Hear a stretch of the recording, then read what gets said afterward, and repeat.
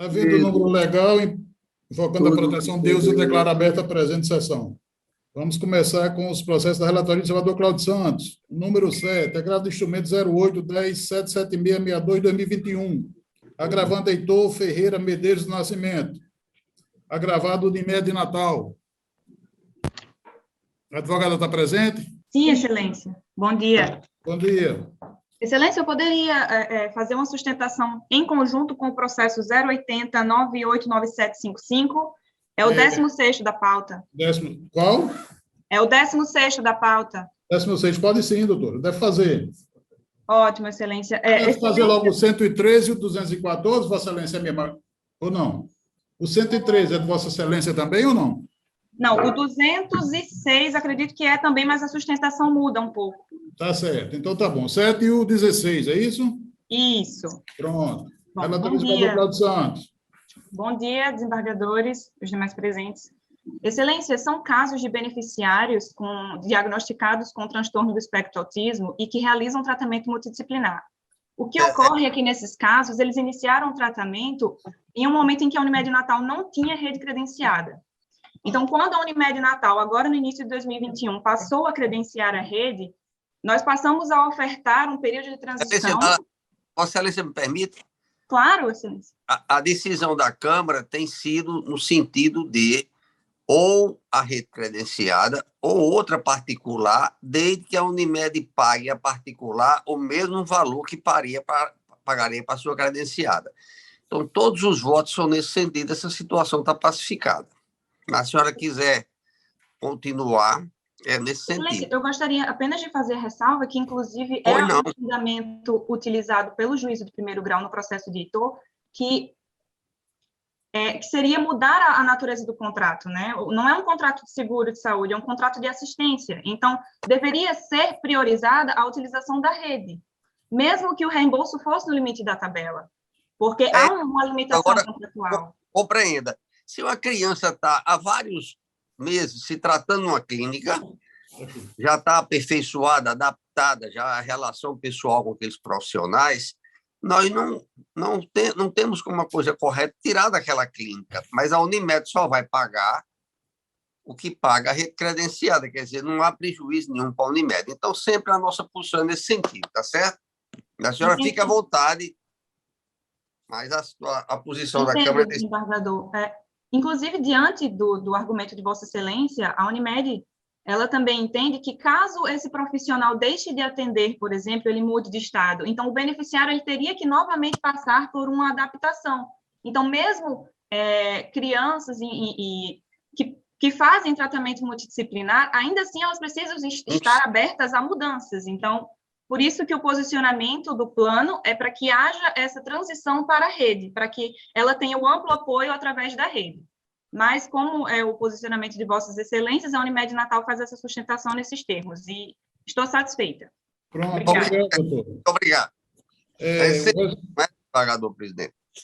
Pronto, Vado. Posso ler o resultado? Ou não? Diz o seguinte: a Câmara, unanimidade, em consonância com o parecer do Ministério Público, conhece da provimento do agravo do instrumento, nos termos do voto do relator. Não, exatamente isso. O outro é o 16, é isso, doutora? Desembargador Cornélio? Isso, Excelência. Renato Dumaresco falando. Pois não, doutor? Vossa Excelência deu até a opção de também julgar o 113. No caso, o 113 também é a mesma matéria. Mas aí vai ficar para depois, que a doutora disse que a tese é outra, tá certo? Tá, guarda okay. aí. Muito obrigado. O 16, a Câmara, a unanimidade de votos, rejeita a preliminar de extinção do processo, por vista de representação, e, no mérito, em consonância com o parecer da Procuradoria de Justiça, conhece e negar provimento ao agravo do instrumento, nos termos do voto do relator. Obrigada, Excelência. Um ótimo dia. Não. O 15º não tem, o 16º já foi, o 78. Número 78 da pauta do dia. Apelação civil 0855-464-15-2019. Apelante as iniciais RSL. E apelado as iniciais FMDQ e RLMB. O advogado está presente? Doutor André Felipe Alves da Silva. Tá, Jaqueline? Não consta aqui na lista. Não consta. Não sei se- Então, a primeira Câmara, a unanimidade de votos, conhece e nega provimento à apelação civil. No cheio do voto do relator. O 88, esse processo é a apelação civil 0802-11607-2018. Apelando Companhia Energética do Rio Grande do Norte, a COSERN, apelado Montana Construções Limitada. E outra. O advogado está presente? Sim, Excelência. Fala por quem, doutor? Por favor. Eu afirmei suspeição no processo, embargador Cornélio. É o Eu número também, 88. Cornélio. Eu também, suspeição, doutor Cornélio. Foi, desembargador expedito. Suspeição. Tudo ok, desembargador Cláudio? 88. Não, eu afirmei suspeição. Suspeição na montanha. Quem afirmou suspeição? Também. Eu também. Então, vai exato. retornar. Retornar do processo retorna, não será julgado, então, hoje. Então, desembargador Cláudio Santos, já julgado. Desembargador expedito, isso está a pauta do dia, né? Desembargador expedito, 104, agravo do instrumento 0808-948-32-2021. Agravante Adriana Jaque Patriota Medeiros e agravada COSERN. O advogado está presente? O advogado, doutora Rayane Zuila. Bom dia, Excelência. Pela agravada, pela COSERN. Pela COSERN. Doutor Ricardo Tinoco, já votou, doutor? Já, né? Então, doutor, eu vou ler aqui. A Câmara, ao nada de votos, conhece e julga desprovido o agravo de instrumento. Se Vossa Excelência está pela agravada, né? Isso, muito obrigada. Tenham um bom trabalho a todos. Tá. Na sequência, o 113, agravo de instrumento 0808-821-2021. Doutor Renato agora, né, doutor Renato? Unimed Natal Exato. e agravado. Presidente, eu afirmei suspeição aí, porque o processo é oriundo lá da unidade judiciária que eu sou titular e Renato, eu tenho adotado esse entendimento. tá certo. E doutora Larissa Medeiros, Maia de Ataíde. Doutor Renato, Sim. é necessária, né, doutor, a sustentação? Eu só queria me certificar. Ordenado de voto, em consonância com o parecer, conhece do agravo de instrumento para no mérito julgado desprovido, né? Só uma dúvida, desembargador Cornélio. O Sim. desembargador Cláudio Santos, agora há pouco, declarou que o entendimento da turma é permitir a medida alternativa de que a criança continue na clínica com o pagamento feito de acordo com o pagamento feito pela Unimed nas clínicas credenciadas. Eu gostaria de saber se a gente teria como saber nesse voto se houve essa alternativa. Porque nosso caso... Eu acho que o desembargador Cláudio Santos pode explicar depois essa questão aí, que eu acho que a posição é um pouco Esse diferente. voto é do Mas desembargador. esse voto aqui está julgando desprovido, doutor. A gente, inclusive, tem um agravo pedindo para que seja na rede, na clínica particular. Então, vai ser outro julgamento. Certo. Muito obrigado. Pois não. O 134, que é para declaração também não cabe. Na sequência, doutor Ricardo Tinoco. Juiz convocado. O 148, doutor Ricardo Tinoco. Pode identificar. Está em mesa. Eu vou identificar aqui, Então, presidente. É a apelação 081, 8110, de 92, 2020, apelante José Nunes de Almeida, apelado Banco Itaú, BMG consignado. Eu vou aqui resumir. Vai ter sustentação? Sim, doutor Pedro. Isso. Foi não.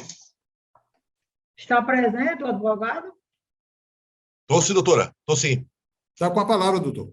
Inicialmente, gostaria de saudar essa colega da Câmara, né, todos os desembargadores presentes, né, a secretária de sessão e os demais colegas que nos assistem. Excelência, nesse caso, eu estou pelo banco recorrente. Né? O que acontece? Em síntese, a alega parte autora, a hora recorrente, tem tido prejuízos, né, decorrentes de desconto, né, em seu benefício previdenciário, a título de empréstimo consignado que alega desconhecer. Né? Ocorre que mesmo inexistindo, né, nos autos qualquer prova de ilícito cometido pelo banco, né, o magistrado do ACOR julgou procedente a ação, condenando o banco à indenização a título de danos morais e em obrigação de fazer. Né?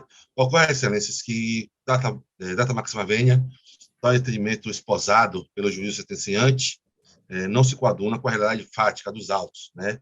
Vez que não há qualquer verossimilhança das alegações autorais, né? Ao contrário do que alega a parte autora, né, não houve nenhum débito relacionado ao contrato de empréstimo objeto da lide, uma vez que este não se concretizou, né, tendo apenas havido reserva da margem consignável, a qual não se efetivou. O contrato da lide, objeto da lide, excelências, refere-se, em verdade, a uma tentativa de implantação de um contrato que não chegou a ser concluída. O referido contrato não foi implantado, né, porque, quando da tentativa de inclusão da margem, né, ela restou frustrada, né, não tendo a parte autora, à época, margem consignável para a implantação do referido contrato.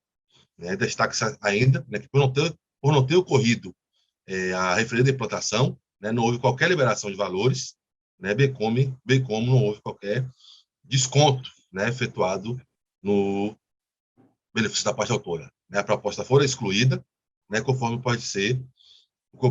se pode se notar, né, da vasta documentação trazida pelo banco apelante a esses autos. Não houve nenhum débito relacionado ao empréstimo supracitado, né, uma vez que o contrato, né, a proposta não se efetivou, né, tendo apenas ocorrido a reserva da margem, né, que fora de logo desobstruída assim que não foi implantado o referido contrato.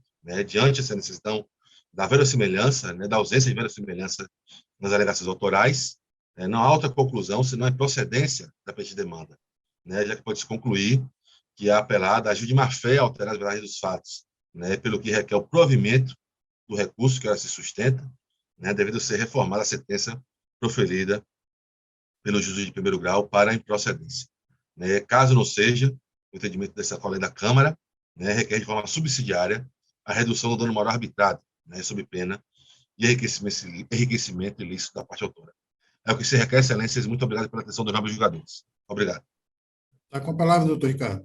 Pois não, presidente. Presidente, para resumir aqui, eu estou concluindo, na esteira do que nós já, em outras situações análogas, temos julgado, estou concluindo que, de fato, a hipótese aqui é de que caberia à parte demandada, no caso o banco, realizar a prova do fato impeditivo, modificativo ou extintivo do direito discutido pela parte demandante. E isso não ocorreu, né? Entende-se aqui na esteira do que diz o artigo 373, inciso 2 do CPC, que o ônus da prova caberia ao banco. Portanto, eu estou concluindo no sentido de manter a sentença. O contrato de fato se convolou, o fato de não ter existido eventuais descontos, isso não impede que se reconheça a pretensão de fundo da parte demandante, portanto, eu estou mantendo a sentença e mantendo, inclusive, o quanto indenizatório arbitrado a título de danos morais. É como voto. Pronto. A Câmara, a unanimidade de votos, conhece e nega provimento ao recurso, nos termos do voto do relator. Na sequência, doutor, 166. 66 é a apelação civil 084-45-80, dígito 87, 2020, apelante o Instituto de Previdência dos Servidores e a apelada Adriano Muniz Rebelo. O advogado inscrito está presente, doutor Ricardo? Não está na lista. Também não seria necessário, né, doutor? Porque está conhecendo e negando provimento ao recurso, Isso, não é? Esse exatamente. resultado é unanimidade. Na sequência, doutor Ricardo, 183. 83 é a apelação civil 080-0544, dígito 9 de 2021, apelante Maria Mafalda de Miranda, apelado representante do Banco Pan-Americano e do Banco Pan S.A. A sustentação. Doutora Pâmela está presente? Está. Bom dia. Bom dia. Está com a palavra, doutora. Bom dia a todos. Bom dia, desembargador relator Dilermando. Um prazer estar aqui com vocês hoje. Sou Pamela Guiotti Mateus, OAB Mato Grosso 20.453/O. Neste ato estou representando a parte apelada ao Banco Pan. Excelências, nós estamos aqui hoje para pugnar pelo improvimento do recurso e pela manutenção da sentença, tendo em vista que, conforme já bastante analisado pelo magistrado Acó e por toda a documentação apresentada nos autos, a parte autora ela não comprovou ter tido qualquer abalo moral que possa ser imputado como ato ilícito para o banco, e ainda, caso a parte autora no presente caso, que ela alega que foi vítima de fraude, caso ela tivesse sido vítima de fraude, é quase impossível que os fraudadores iam informar a própria conta da parte autora para recebimento do crédito. Se tratasse realmente de uma fraude, acredito que eles iam informar uma conta de um laranja ou de um receptador e não a própria conta da parte autora. Dessa forma, nós entendemos que a responsabilização, né, do banco deve-se considerar a inexistência do dano direto, sobre, inclusive, o pena de enriquecimento indevido da parte recorrente, uma vez que, da mesma forma que o Poder Judiciário deve coibir atos danosos cometidos pelas empresas, nós entendemos e expomos a essa situação de que, em especial, em relação de consumo, também devem coibir o que há muito foi identificado como a indústria do dano moral. Por tudo, caso entendam como devida a indenização da parte apelante, nós pugnamos para que seja fixada nos critérios de razoabilidade e proporcionalidade, sobretudo no montante absurdo pleiteado pela parte autora, né? Ela pede um importe de R$10.000, e também, diante da legitimidade da contratação e a liberação dos valores na sua conta, pugnamos, assim, dessa forma, pelo improvimento do recurso. Obrigada. Não, doutor Ricardo, com a Pois palavra. não, presidente. Presidente, eu estou aqui conhecendo e dando provimento ao apelo, porque já não é de hoje que eu tenho firmado o convencimento de que há sempre a presunção de falha no serviço bancário quando não se examina a regularidade da documentação destinada à realização do contrato. Isso é ônus da instituição financeira. Agora, isso não significa dizer que o dano moral deve ser considerado a título de uma violação tão grave a ponto de ser fixada a indenização num patamar para além do razoável, é claro. Então, nesse sentido, eu estou conhecendo e dando provimento ao recurso, mas fixando o dano, inclusive em observância aos precedentes dessa Câmara, num valor módico de R$3.000. É como estou votando, senhor presidente. Pois não, doutor. E os demais integrantes estão acompanhando Vossa Excelência. Então, esse resultado é unanimidade. Conhece da provimento e fixa a indenização por dano morais de R$3.000. Isso. Mantendo-se a decisão recorrida nos demais pontos, não é isso? Exatamente, senhor presidente. Pronto. Doutor Ricardo, agora eu já minha relatoria. 204. Agravo de instrumento 0809-202-04-2021. Agravante Unimed de Natal e agravado Ícaro Leonardo Araújo de Oliveira. A advogada está presente? Sim, Excelência. Com a palavra, doutora. Bem, bom dia novamente.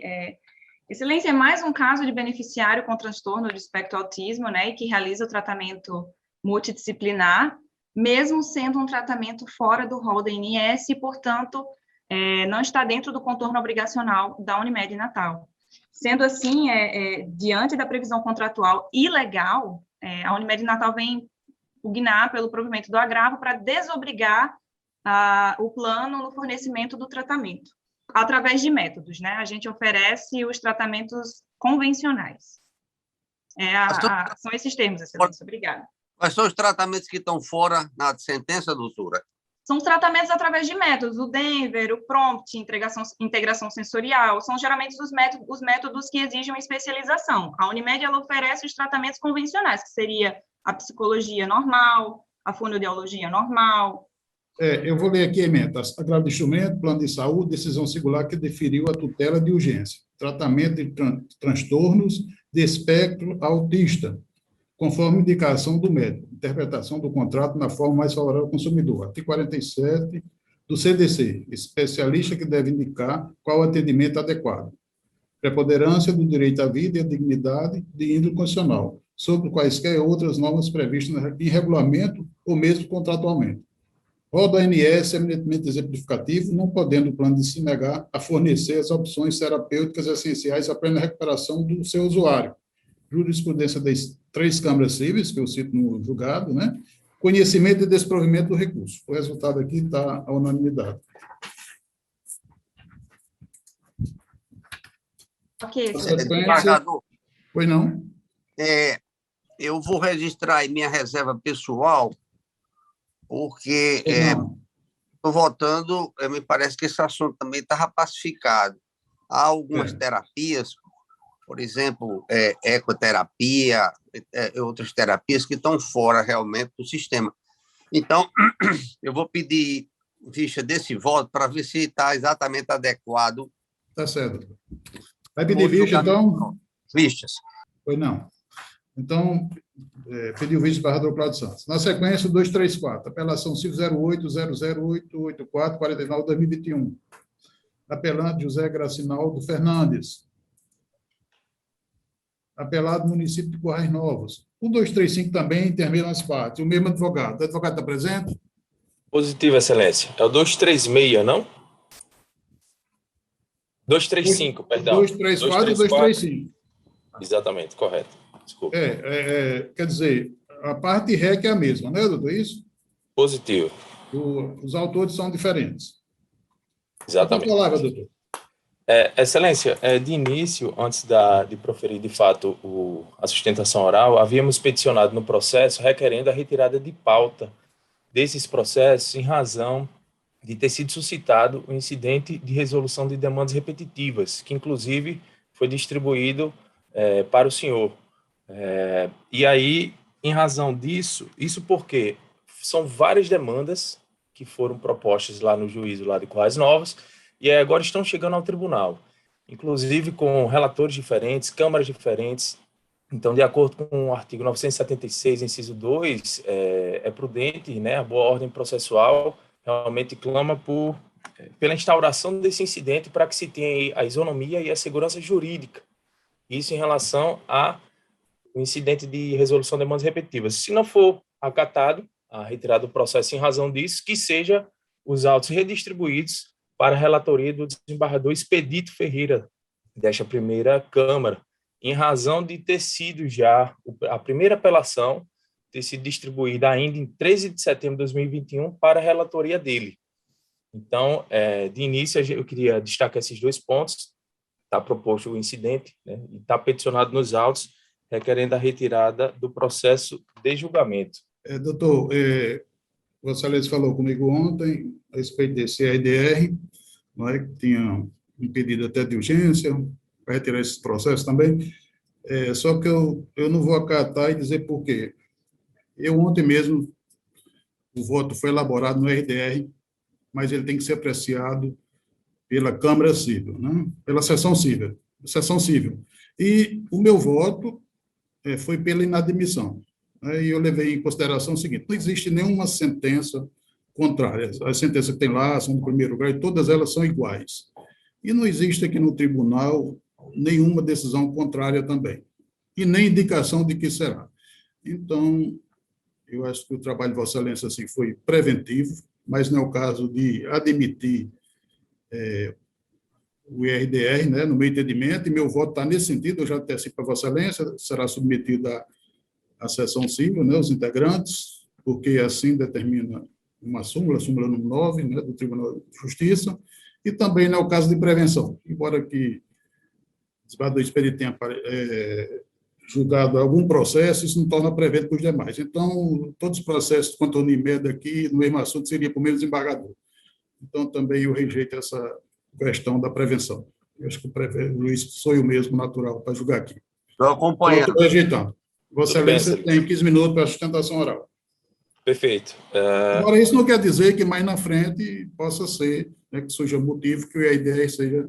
Né, são inúmeras demandas. Seja instaurado. Perfeito. Agradeço pela atenção.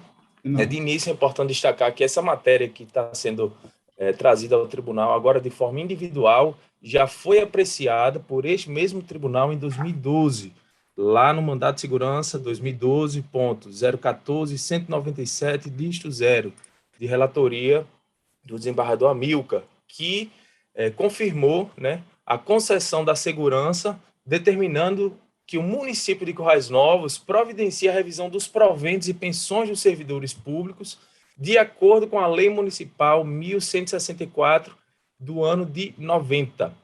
E aí, por uma questão processual, né, a questão lá de substituição processual do sindicato, né, foi proposta uma ação rescisória que terminou rescindindo o acórdão que eu acabei de mencionar. Então, a questão já foi posta por esse tribunal, já foi apreciada de forma coletiva. E agora a gente está trazendo ela de forma individual. Pois bem, a sentença monocrática, ela entende que a lei que eu acabei de citar, que é a 1164 de 90, foi revogada pelas leis posteriores, mas isso, de fato, não ocorreu. Tivemos, inclusive, a oportunidade de despachar com o doutor Ricardo Tinoco, cuja relatoria dele em outro processo, né, que ele determinou que a gente se manifestasse sobre a eventual prescrição, e aí a gente, de fato, explicitou o motivo de que essa lei não estaria revogada. Primeiro porque a LINDB, ela determina que a revogação tem que ser expressa na lei, que não aconteceu, ou que a lei seja incompatível com a anterior. Isso, de fato, não aconteceu. Ou, por último, quando inteiramente a matéria da nova lei, né, tratar ipsis literis sobre a matéria anterior, o que de fato não aconteceu. E de forma tal que não aconteceu nem a revogação expressa, nem a revogação tácita. A questão é que a Lei 1164 de 90 dispõe sobre o sistema de carreira do servidor municipal, enquanto que a Lei Complementar 001 de 91 e a 07 de 2006 dispõe sobre o regime único dos servidores públicos municipais. O que aconteceu foi que o juiz de primeiro grau entendeu que essas disposições, ou seja, essas leis complementares, teria revogado expressamente a lei municipal, que é uma lei ordinária, 1164 de 90, que, de fato, isso não aconteceu, como eu já disse inicialmente e conforme eu irei demonstrar a seguir. Isso porque o sistema de carreira do servidor municipal não se confunde nem contradiz com o regime jurídico único de servidores únicos. Uma análise sobre essas leis levaria a essa conclusão. Pois bem, são institutos distintos, de modo que, a título de exemplo, a Lei Complementar 07 de 2006, que foi utilizada como fundamento de que teria revogado também a 1164 de 90, traz em seu artigo 14 que parágrafo único, que os demais requisitos para o ingresso e a progressão do servidor na carreira, mediante promoção, serão estabelecidos pela lei que fixar as diretrizes do sistema de carreira na administração pública municipal e seus regulamentos.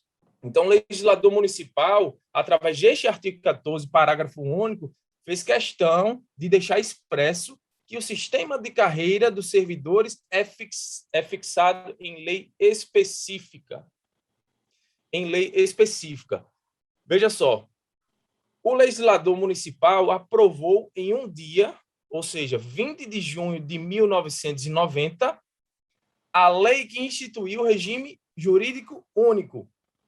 E no dia seguinte, 21 de 6 de 1990, instituiu o sistema de carreiras, que teria, ou seja, que trata de institutos distintos, de modo que, em um dia, instituiu a lei que estabelece o regime de jurídico único e, no dia seguinte, o sistema de carreiras, de modo que são leis distintas, não se confundem, conseguem conviver harmoniosamente no ordenamento jurídico. A título de exemplo, como eu disse, em 21 de 6, a Lei 1164, né, revogou a Lei 979 de 88, enquanto que, em abril de 1991, a Lei 1192 alterou a Lei 1164 de 90, ou seja, ela apenas alterou, não revogou. O que temos que ter em mente, nesse caso, que inclusive já foi apreciado pelo Tribunal de Justiça em 2012, volto a dizer, né, de forma coletiva, e aí aqui estamos nós, de forma individualizada, suplicando aí para esta colega da Câmara, né, que leve em consideração esses argumentos. Veja, o Legislativo aprovou e o prefeito sancionou de forma programática, dia após dia, leis distintas que versam sobre regimes distintos, de modo que um regime não se confunde com o outro. Ou seja, as leis posteriores, né, recepcionou a Lei 1164 de 90. Recepcionou a Lei 1164 de 90, de modo que esta Lei 1164 de 1990 está em plena vigência, motivo pelo qual requer o apelante que seja dado provimento à apelação nos termos da petição inicial. Essa sustentação oral, agradeço pela atenção. Pronto, doutor. A sustentação foi por 234 e 235, não é isso? Positivo. Pronto, eu vou ler aqui a ementa, uma igual a outra, acho que resolve. Ementa constitucional e administrativo, processual civil, apelação e ação ordinária. Né? Tem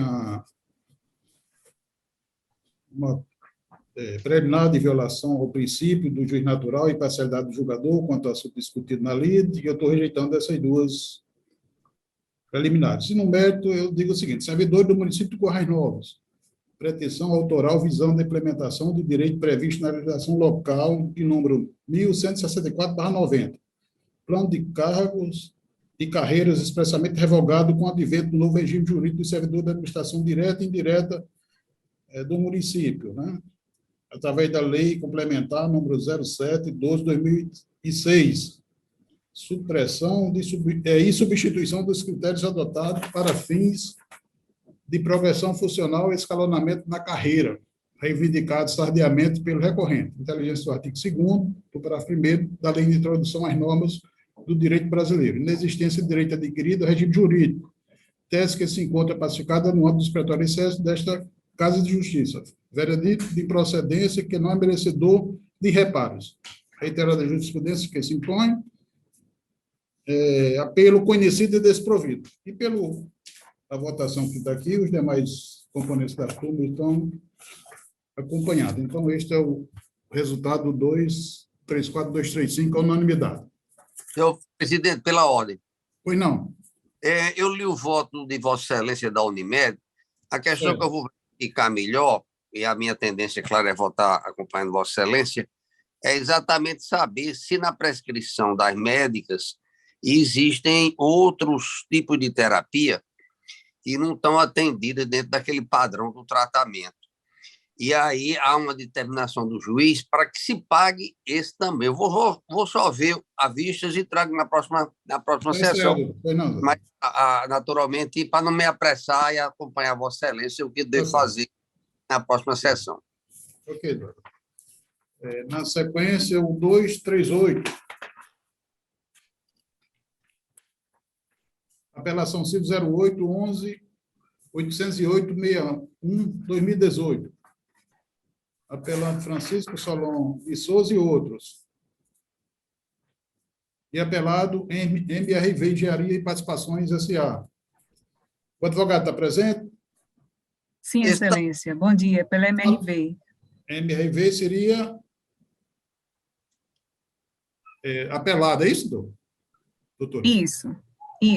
O voto aqui está em conhecer e negar provimento ao apelo. Eu estou satisfeita. Obrigada. Tá, então obrigada, está mudado, né? Na sequência, o 241, apelação 0831-730-69-2018. Apelante apelada, Maile Beatriz Rego Chaves e apelante apelado Luiz Chaves Araújo de Sá. O advogado está presente? Sim, o advogado. Sim. Doutora Lídia? Exatamente, pela parte apelante e apelada, porque houve recurso de ambas as partes. Pois não, doutor, estou com a palavra. Bom dia, inicialmente eu cumprimento esta colega da turma Recurso Câmara Cível, bem como os nobres colegas advogados aqui presentes, bem como a representante do Ministério Público. Trata-se, em síntese, de uma ação de indenização por danos morais, em razão do resultado mal sucedido de uma rinoceptoplastia realizada pela autora, tendo a mesma que arcar posteriormente com todos os custos da cirurgia reparadora.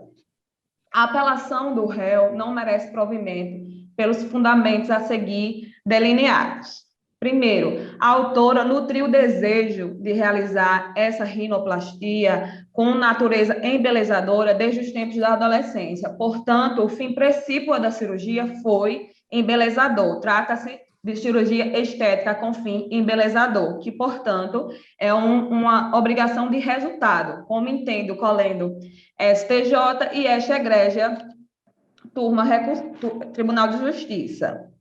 O réu, em sede de agravo do instrumento, foi reconhecida a inversão do ônus da prova e este não se desincumbiu de comprovar qualquer excludente de responsabilidade nesse caso. Pelo contrário, o réu juntou defesa intempestiva e, em sede de audiência de instrução e julgamento, reconheceu expressamente que o resultado da cirurgia não foi obtido. Portanto, Excelência, deve-se manter a sentença no sentido de reconhecer o inadimplemento do réu quanto ao resultado embelezador pleiteado. Mesmo que assim não fosse, pela natureza ser uma cirurgia de resultado e não de meio, ele deve arcar, sim, com os custos da cirurgia reparadora, como entendeu o juízo sentenciante. Não há que se falar, Excelências, em redução do quanto indenizatório a título de danos morais fixado em R$5.000, mas sim a autora apelante pugna pela majoração, porque em que pese o juiz após ter considerado a quebra da expectativa que houve perda da autoestima da autora, não levou em consideração o alto grau e profunda infringência no viés mais subjetivo dos direitos da autora, né? Da esfera subjetiva da autora. A autora passou a não reconhecer o seu próprio rosto após o resultado cirúrgico primário. A autora passou a ter vergonha, a sentir apatia, frustração, e não só isso, Excelências. A autora passou a ouvir de familiares e amigos que o seu nariz estava pior do que antes, escutou. Isso não deu certo. Fora isso, houve uma quebra de confiança com o réu, que foi contratado para realizar um procedimento que não deu certo e depois não deu o devido apoio à parte autora. Portanto, pugna-se pela majoração do valor arbitrado a título de danos morais. Inclusive, na apelação, a autora apelante junta decisões da terceira Câmara Civil deste tribunal em que foi mantido valores entre 15 e 20 mil reais, portanto, valores em muito superiores ao arbitrado pelo juiz da qual em 5 mil reais. Outro ponto, Excelências, e é o ponto crucial da apelação da autora, é relacionado aos lucros cessantes, que foi pedido os lucros cessantes ante a não realização dos plantões fixos que a autora, como médica, prestava nessa ocasião, entre 5 e 26 de abril de 2018, a Copmed. Juntou-se aos autos um documento cabal, que é uma declaração do presidente dessa cooperativa, informando que a autora deixou de oferir o valor de R$ 11.532,72. E essa prova, esta declaração, Excelências, não foi levada em conta por parte do juízo. Não, e essa prova ela não foi ilibida nem refutada pelo réu, que juntou uma contestação intempestiva. Portanto, o juízo só condenou a parte ré ao pagamento de R$ 803,20, realizando uma média remuneratória entre fevereiro e dezembro de 2018 e retirou do cálculo os valores depositados em abril de 2018. Só que o ponto fulcral dessa apelação, e eu chamo a atenção de Vossas Excelências, é que as cooperativas de médicas recebem do Estado ou do município em atraso. Então, os pagamentos realizados em abril só foram depositados em abril, mas dizem respeito a competências do mês de janeiro e fevereiro. Então, a média remuneratória tem que ser feita utilizando o critério de competência mês-ano e não de regime de caixa, porque é injusto e desarrazoado retirar dos cálculos os valores que foram apenas depositados em abril, mas dizem respeito a competências anteriores de janeiro e fevereiro de 2018. Isso fica muito claro nos contra-cheques, onde fica expresso a competência e bem como a data do depósito. Então, pugna-se, em relação aos lucros cessantes, que seja reconhecida a declaração da Copmed condenando a parte real pagamento dos lucros cessantes no valor requerido na exordial ou, subsidiariamente, que seja realizada uma média remuneratória considerando-se o critério de competência mês-ano, porque os valores eram pagos em atraso. E, por fim, requer-se o provimento da apelação da apelante e o desprovimento total da apelação do réu. Obrigada, Excelência. Pois não. Jaqueline, só a doutora Lídia estava habilitada, né, para fazer a ostentação? Pronto, eu vou ler emenda aqui. Direito processual civil, civil e consumidor, apelações cíveis, ação ordinária de danos morais e materiais. Sentença de procedência parcial do pedido autoral. Cirurgia plástica, obrigação de resultado, afastamento da condenação em honorários advocatícios contratuais, encargo da parte contratante, dano moral configurado, dever de indenizar, majoração do quanto habitat que se impõe, necessidade de observância aos princípios da razoabilidade e proporcionalidade, lucros cessantes, documentos colacionados que demonstram equívoco do juízo de primeiro grau no cálculo para o ressarcimento, reforma do deciso atacado que se impõe, recursos conhecidos, sendo o do demandado parcialmente provido e o da autora provido. E o resultado é isso, acordam os desembargadores da primeira Câmara Civil, a unanimidade de votos, em conhecendo os recursos, dando parcial provimento ao do demandado para afastar a condenação e ressarcir a demandante os honorários advocatícios contratuais e provendo o apelo da parte autora para majorar os danos morais para R$10.000 e para que os lucros cessantes perfaçam a quantia de R$9.142. Esse foi o resultado da unanimidade, doutor. Muito obrigada, Excelências. Pois não. Na sequência agora, desembargador Cláudio Santos,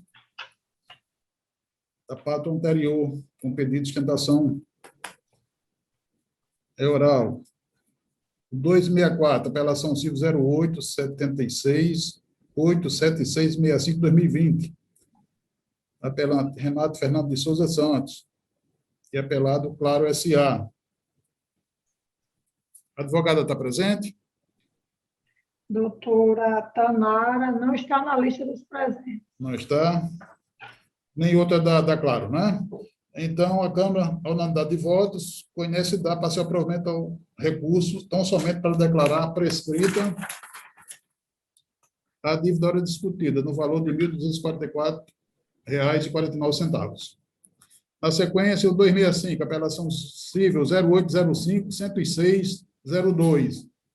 Apelante Apivida, assistência médica limitada, e apelado município Parnamirim. O advogado está presente, doutor Wagner Brito. Está. Presente, Excelência. Pois não. Está com a palavra. Primeiramente, cumprimentar. Muito obrigado. Primeiramente, cumprimentá-lo, os demais integrantes dessa Câmara, os demais presentes que nos assistem. Bom, não pretendo tomar todo o tempo que disponho, mas cabe aqui esclarecer alguns pontos que o Apivida, ora apelante, entende pertinentes.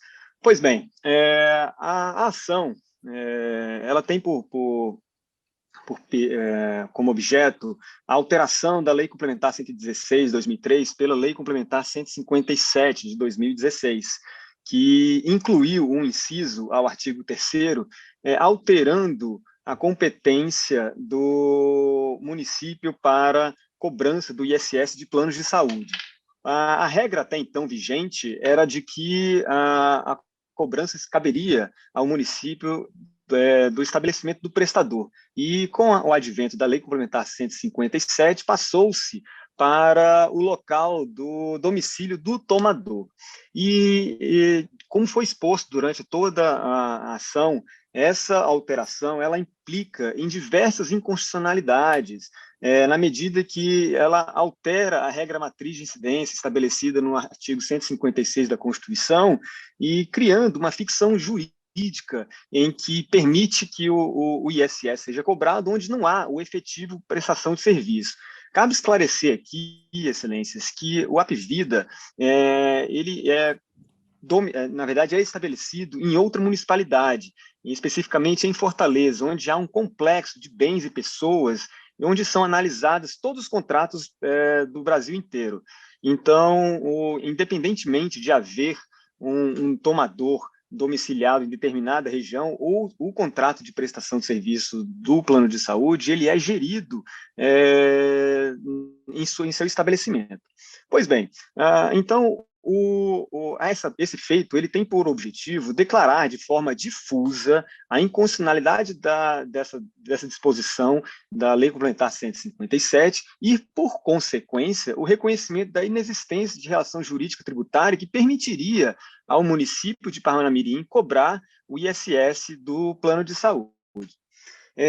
Pois bem, instruído o feito, sobreveio sentença negando provimento aos pedidos com base em 2 fundamentos básicos. O primeiro deles é que supôs-se que o Apvida estaria pleiteando a declaração de inconstitucionalidade de forma abstrata, o que, obviamente, não é o caso. Aqui se pede o reconhecimento da inconstitucionalidade de forma difusa, o que é perfeitamente cabível em qualquer grau e esfera de jurisdição, desde que pertinentemente esclarecido. E o segundo ponto é que se conhece que houve uma decisão tomada pelo Supremo na ADI 5.835, que suspendeu a eficácia desses dispositivos e, portanto, repristinando a legislação anterior, e que, por conta disso, em tese, segundo o juízo Acó, não se vislumbraria interesse de agir do Apvida. Portanto, assim, o que se insurge aqui são basicamente com esses 2 pontos, já que a sentença não apreciou o mérito em razão da aplicação do artigo 485, incisos 4 e 5. 4 e 6. Pois bem, com relação à declaração de constitucionalidade, aqui não merece acolhimento o entendimento da sentença, no sentido que o Apvida estaria pleiteando o reconhecimento da inconstitucionalidade abstrata da lei. O que se mostrou ao longo de todo o processo era a sua declaração de forma difusa, ou seja, a inconsistência, a mácula que se vislumbra da legislação infraconstitucional em relação à Constituição. E, por conta disso, a declaração da inexistência de relação jurídico-tributária. Cabe esclarecer que, com relação à falta de interesse, o juízo Acó, ele simplesmente fala que, em razão da suspensão, e careceria o Apvida o interesse de agir. E aqui a gente traz alguns pontos para demonstrar que esse interesse ele remanesce. O primeiro deles já fica latente quando da contestação do próprio município recorrido. O município de Parnamirim, ele defende a cobrança, ele indica que a nova criada foi editada para evitar a elisão. Vale esclarecer que não só houve a edição da Lei Complementar 157, mas a legislação também em nível municipal, mas que, obviamente, ela não pode ser aplicada em razão da decisão tomada de forma sumária pelo Supremo na ADI já referenciada. Pois bem, com relação voltando aqui ao interesse processual do apelante, cabe esclarecer que a decisão do Supremo ela é precária. Ela foi tomada de forma monocrática pelo ministro relator, o ministro Alexandre de Moraes, e ela pode ser plenamente reversível. Então, o interesse aqui, o que se pleiteia nessa ação é o caráter de definitividade, ou seja, o que ainda ainda que possui um caráter precário em razão da decisão, isso não implica que ela vai ser confirmada, podendo ser revertida. E aqui, nesse ponto, Excelências, um adendo que se faz é justamente a possibilidade do Supremo fazer uma modulação de efeitos. Como se muitos bem conhecem, em casos de matéria tributária, o Supremo corriqueiramente se faz a modulação de efeitos de forma a evitar prejuízos e, claro, deveria conferir a segurança jurídica, de modo que, não raro, se fala que a inconstitucionalidade, embora patente, ela se mostra, muitas vezes, a partir da data de tal julgamento.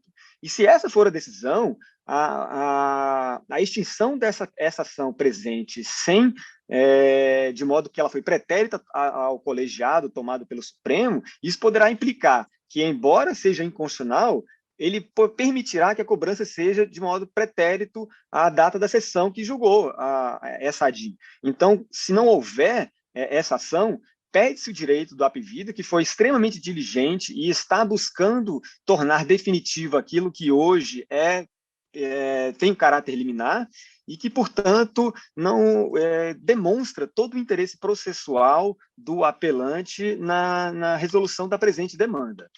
E não bastasse isso, caso esse não seja o entendimento, o que se admite apenas por hipótese, aqui se pleiteia também a suspensão desse feito até o julgamento definitivo pelo Supremo. Afinal de contas, o que vier a ser decidido pelo Supremo trará nítidas implicações ao presente feito.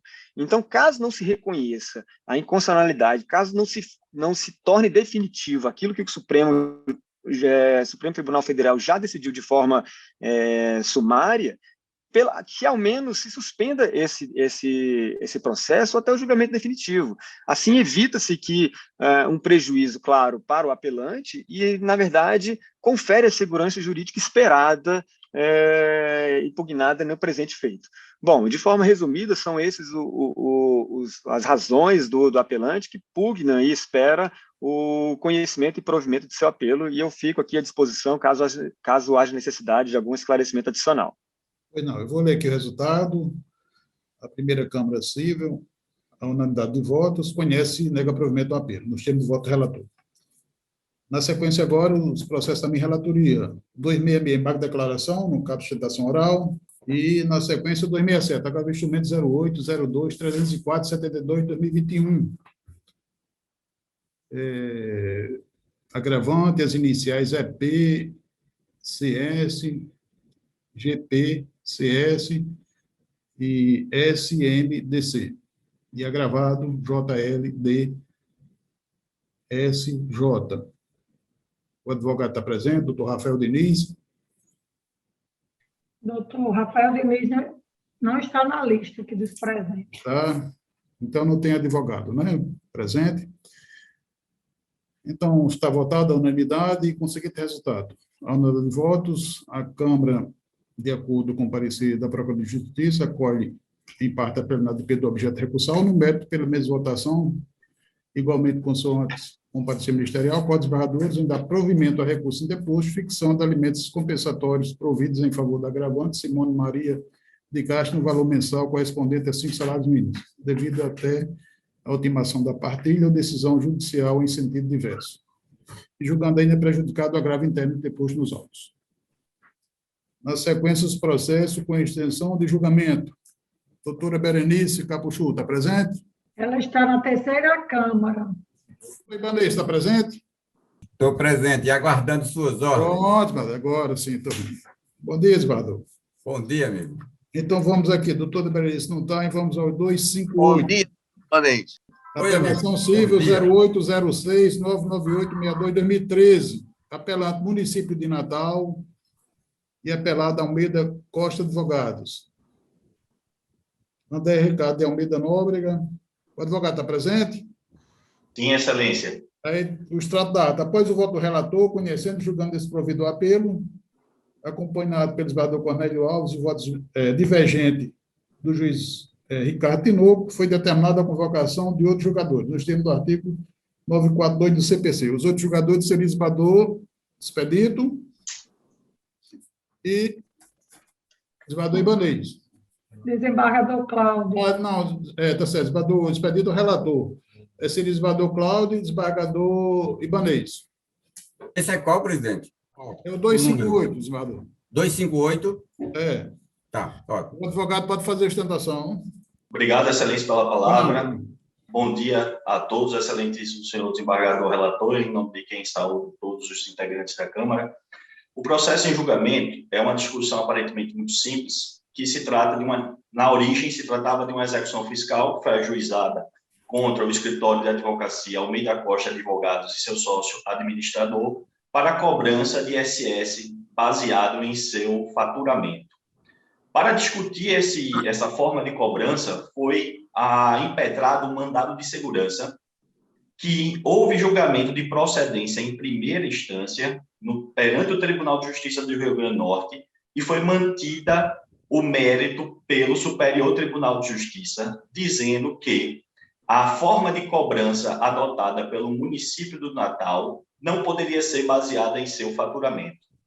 Consequentemente, o executado, no caso o escritório na execução fiscal, protocolou uma exceção de pré-executividade, destacando que a certidão de dívida ativa que está sendo cobrada nesta execução fiscal não poderia prosperar, porque o seu fundamento legal havia sido modificado, ou seja, não há a possibilidade da cobrança por meio do faturamento.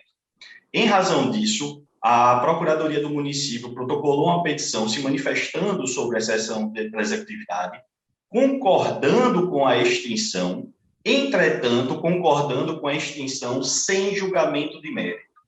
O que isso afronta a coisa julgada, já que aquela certidão de dívida ativa que está sendo cobrada por meio da execução fiscal, ela não poderá ser mais uma vez proposta e executada. O mérito da questão ele foi resolvido, inclusive em favor da parte executada. Em razão disso, se tentou, em série de embargos de declaração, demonstrar essa incoerência no que se tange à manutenção do julgamento da presente execução fiscal sem julgamento de mérito, o que nos foi decidido em primeira instância que essa matéria deveria ser levada ao Tribunal de Justiça. Então, a presente apelação, que ora está em julgamento em Câmara Estendida, ela visa exatamente concluir pelo julgamento da apelação cível do escritório de advocacia e do seu sócio administrador, no sentido de que a extinção da execução fiscal se dê com julgamento de mérito, já que aquela certidão de dívida ativa que consubstancia a execução fiscal, ela não poderá ser novamente proposta pelo município exequente, haja vista o conhecimento do mérito e o trânsito em julgado dessa demanda. Por essas razões, requer-se o julgamento de procedência do recurso de apelação. Desembargador Cláudio Santos, já votou, desembargador? Já votei, excelência. A culpa é do relator? A tese já está pacificada, né? Pronto. E desembargador Ibanez? Concordo com o voto do relator, presidente. Então, acordam os integrantes da primeira turma civil, da primeira Câmara Civil, né, mais da segunda turma,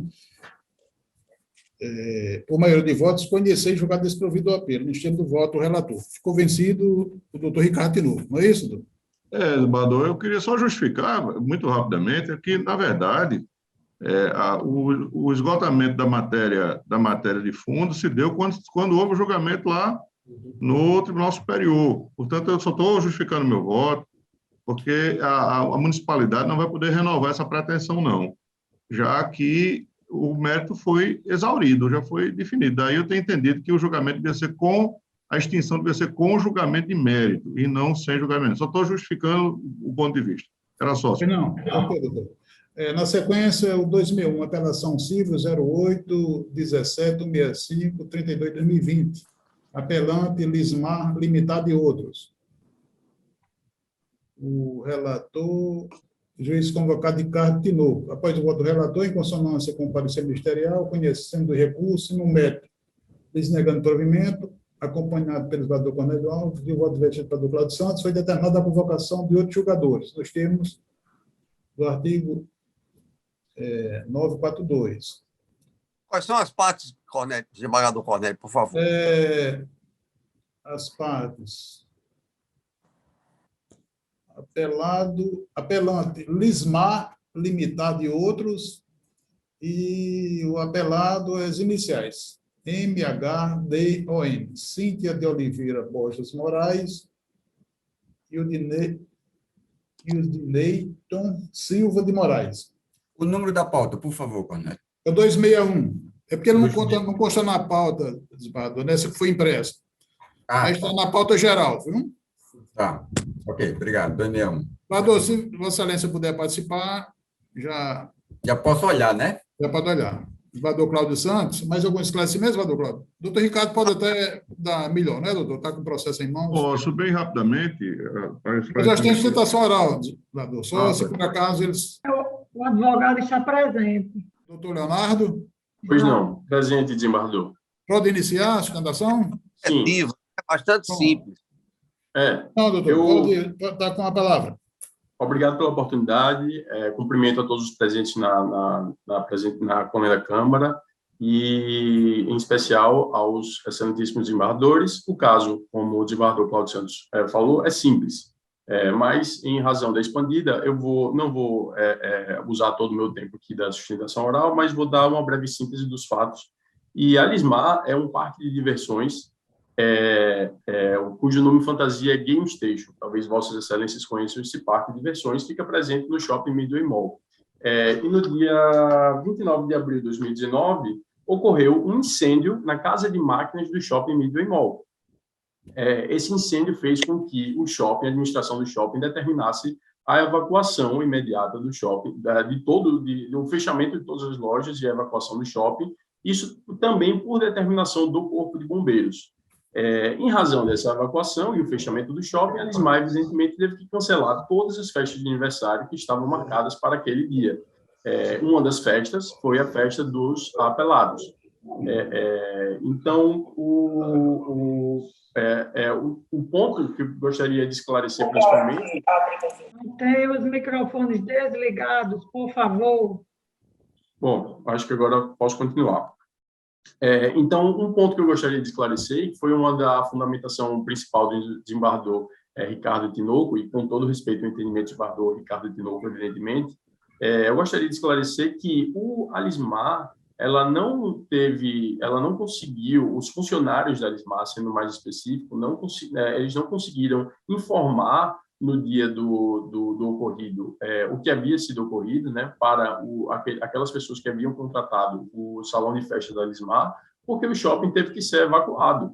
Os funcionários da Lismar não tiveram tempo hábil, eles não pensaram em realizar essa comunicação de imediato, eles tinham que evacuar o shopping.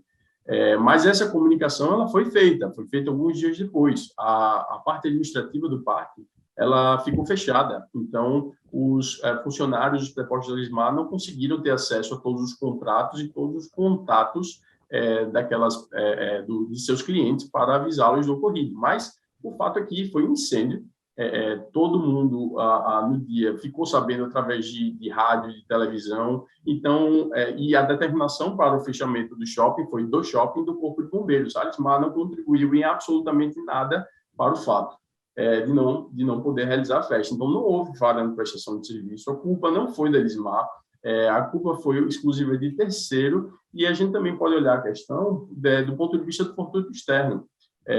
Então, o fato é que não houve qualquer nexo de causalidade, um elemento crucial para que seja possibilitada a responsabilização de quem quer que seja. Então, nesse caso, o que eu tenho pedido, e eu tentei despachar com todos os embargadores, é que a Lismar não seja responsabilizada, mas apenas o shopping seja responsabilizado. Porque aí a gente estaria responsabilizando alguém que não contribuiu absolutamente nada para o fato, que não concorreu minimamente para que a festa não tivesse acontecido, e em razão de um incêndio na casa de máquinas do shopping. Então, por todo exposto, o pedido para que a sentença seja reformada e a Lismar e a TDA não seja responsabilizada no caso concreto. Eu agradeço demais a atenção de todos os embargadores.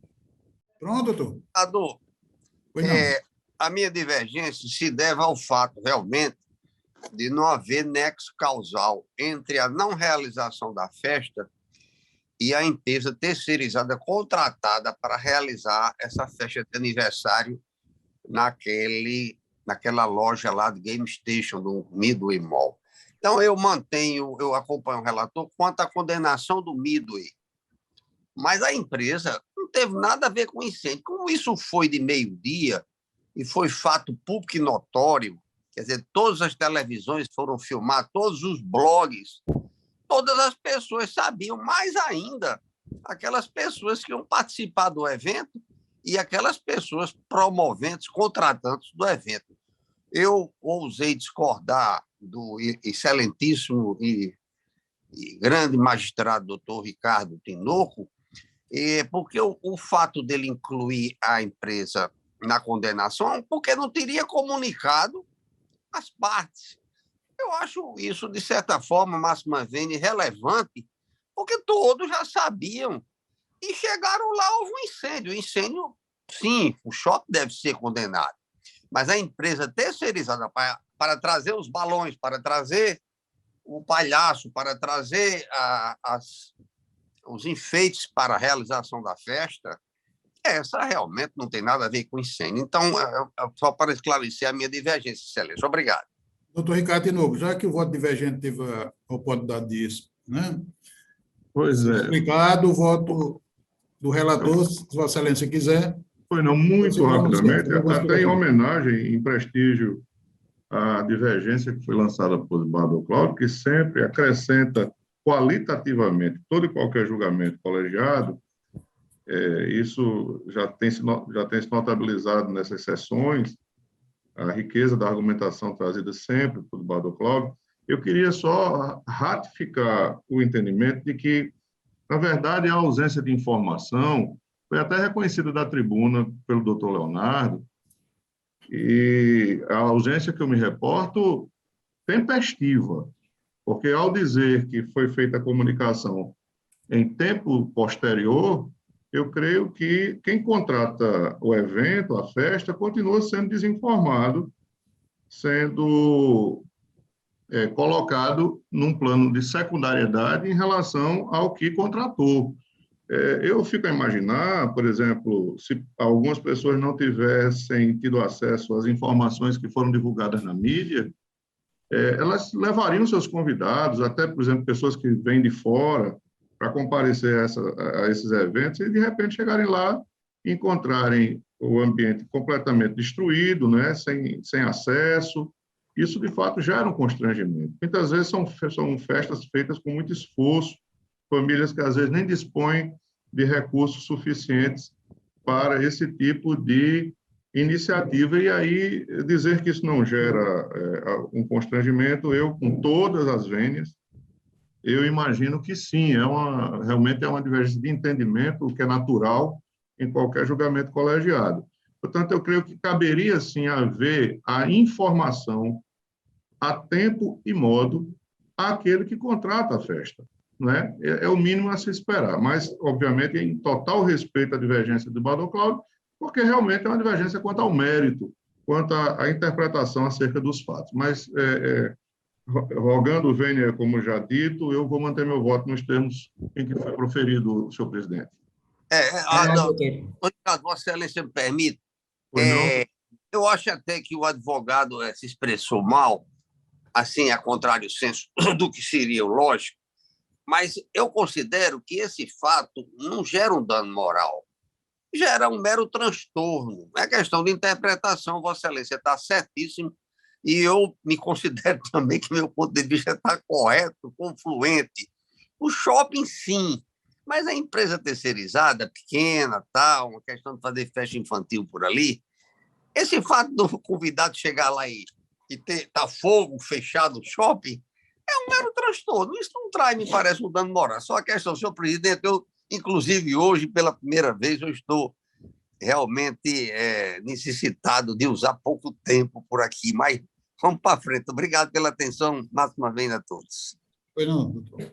Desembargador, eu acompanho o relator, o desembargador Espírito também já voltou acompanhando, o desembargador Cláudio Santos tem uma divergência em parte, somente para excluir a empresa que não o shopping da responsabilidade civil por falta de nexo causal. É isso, desembargador? Foi o termo usado no início, né? Então, porque também não causou danos morais, mas foi, né, somente método de sabores. Desembargador Ibanez, como vota? Concordo com o voto do relator. Com o relator. Então, a Câmara, por maioria de votos, em consonância com o parecer ministerial, conhece o recurso e, no mérito, lhes nega provimento, nos termos do voto do relator. Vencido o desembargador Cláudio Santos, que votava no sentido de excluir da responsabilidade da outra empresa que não o shopping. Bom dia. Na sequência, o 262, é a apelação civil 0805-55110. Apelante Auto Ônibus Santa Maria Transporte e Turismo Limitada. E